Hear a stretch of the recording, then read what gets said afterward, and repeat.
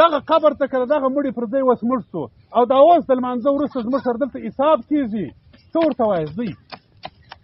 څه به وایاست دلته ملایکو ته؟ کم جواب به ورکو؟ د درواغو به څه جواب ورکو؟ د غیبت به څه جواب ورکو؟ د بل د حق د خوړلو به څه جواب ورکو؟ د نارواو به څه جواب ورکو؟ د لمنځو به څه جواب ورکو؟ د روژو به څه جواب ورکو؟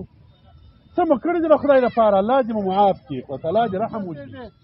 نه مرګ ځوان سپین ږیری غواړي، دا نشته چې کوم یو در مخه پیدا شوی دی هغه به در مخه مړ کېږي. دنیا ته راتګ پر نوبت دی، دې خوا ته تګ بې نوبته دی، دلته نوبت نشته. دا خوا چې راتللی نوبت و، اوس چې روان وي نوبت نشته.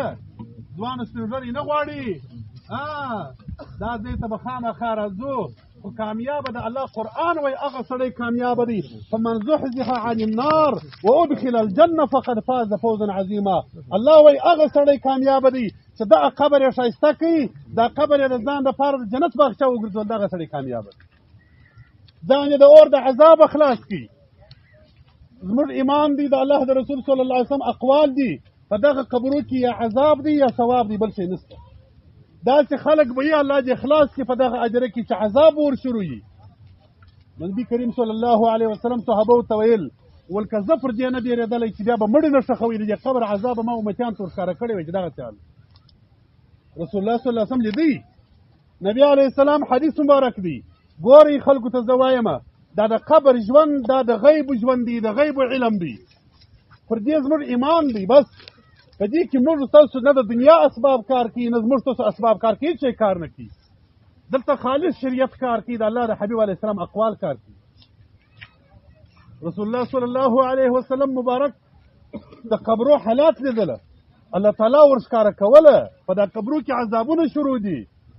بعضې خلک وایي عذاب د کلي خوا خو انسان څه سوه وختله مړ سو، اوس خو چې هر څه یې ویې خو دی نه به پوهېږي، یا ته نه پوهېږې دی پوهېږي. د دې داسې مثال دی مولا قاري لیکلي مرقات کې، یو سړی په خوب باندې بیده وي، خوب ویني یو څوک یې حلالوي یا یې اور ته وراتي. سړی څونه په تکلیف په خوب په عذاب اخته وي، چغې وي، نارې وي، لغتې غورځي. دا جوړ خلک چې ورته ناست دي، راویښ خلک هغه یې په هېڅ نه پوهېږي، هغه چې وایي دا هغسې پروت دی. هغه چې د خوب راویښ شي ولې موږ غږ نه کوي؟ خوب یې لیدی یو چا حلالولم، دی ورته وایي کله ورور خو ارام پروت وي، هغه وایي چغې مې ولې وایي یا ته ارام پروت وي. هغه هلته په عذاب دی، دغه نه پوهېږي. دقه رقم حال دی د مرګ، الله دې پر موږ وساتي.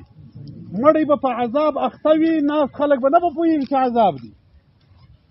ځکه رسول الله صلی الله علیه وسلم وایي مړي مه ځنډوئ.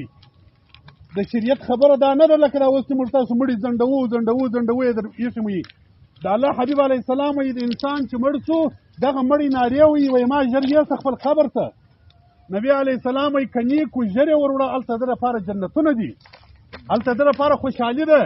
دا دنیا د انسان دپاره داسې ده، د روح دپاره دا روح په بدن کې داسې دی لکه مرغه په قفس کې چې دا مړ سو، دا روح د دې قفسه ووتي، اوس آزاد دی. رسول صلی الله علیه وسلم مبارک فرمایي د مؤمن روح چې د بدنه ووتي ملائکې وړي و حدیث وږدي په یو ریشمو په یو ښایسته جامه کې د عطر په جامه کې اسمانو ته یوسي، در عرش معلا لاندې چراغان ځړېږي، د شنو مرغانو شکل الله ورکي، په دغه چراغانو کې لکه هغه شنتوتیان ناست وي، ټول جنت لاندې ویني چې هر ځای خوښ شو دا مرغه ورواولوځي، دا روح د مؤمن ورواولوځي. په دې جنت کې کښېنه، په دې جنت کې کښېنه، په هغه جنت کې کښېنه. الله دې زموږ د مؤمنانو روح خاص کر د دغه چا لپاره چې موږ راغلي یو، الله دې هغه د عرش چراغان ته ورسي. دا مو ایمان دی. ما درته ویل دغه ټول مردګان دغه رقم دي. دا زه یو ورځ ما ته هم راځي، تا ته هم راځي، په دا قبر کې حساب شته، پر دې مو ایمان دی، دلته اوس حساب کېږي. نبي علیه السلام وایي چې دغه خلک نه روان شوي، دا خلک روان چې د چوټو تر پیله شروع وي، دا ملایکې راځي دلته حساب کوي، د دنیا د ژوند حساب در سره کوي. پر کومه لار مو تېر کړی دی، څنګه دې ژوند تېر کړي.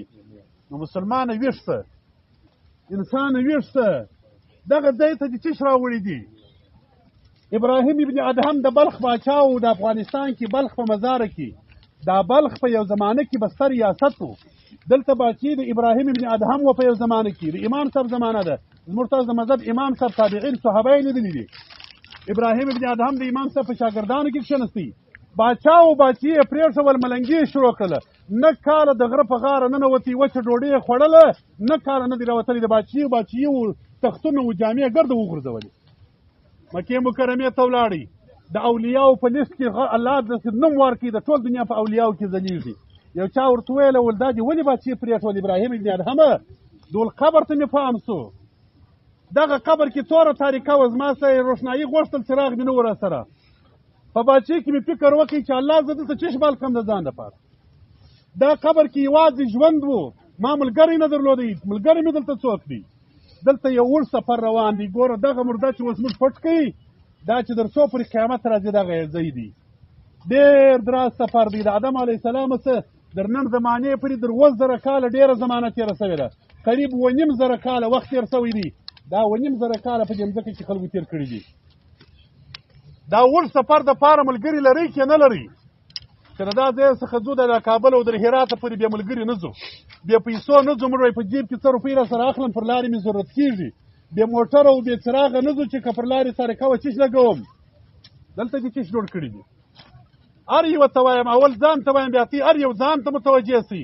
دغه قبر ته که د دغه مړي پر ځای اوس مړ سو او دا اوس د لمانځه وروسته زموږ سره دلته حساب کېږي څه ورته وایاست دوی څه به وایاست دلته ملایکو ته کم جواب به ورکو د درواغو به څه جواب ورکو د غیبت به څه جواب ورکو د بل د حق د خوړلو به څه جواب ورکو د نارواو به څه جواب ورکو د لمنځو به څه جواب ورکو د روژو به څه جواب ورکو څه مو کړي دي د خدای لپاره الله دې مو معاف کړي او تعالی دې رحم وکړي